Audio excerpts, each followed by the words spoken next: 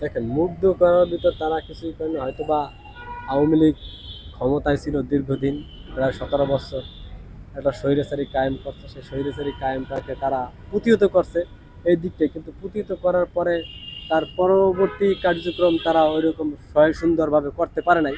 এজন্য ওই ওই সামান্য অতটুক সময় তারা ভালো ছিল, তারপরের সময়টা আর তারা তাদের ভালোটা তারা ধরে রাখতে পারে না।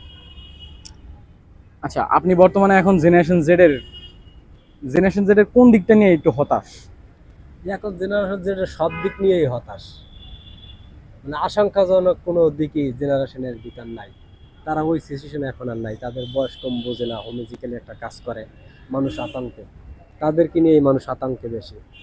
মানে একজন যে বোঝে তার বুঝতে অন্যরকম, আর এখন তো এরা এরকম ভাবে বোঝে না। তাদের মানে তারা প্রথম যখন ছিল 5 তারিখের পরে মোটামুটি তাদেরকে নিয়ে মানুষ একটা স্বপ্ন দেখছে, কিন্তু সেই স্বপ্নটা তারা ধরে রাখতে পারে না, মানুষের স্বপ্নটা ভেঙে গেছে, তাদেরকে নিয়ে আর মানুষ স্বপ্ন দেখে না।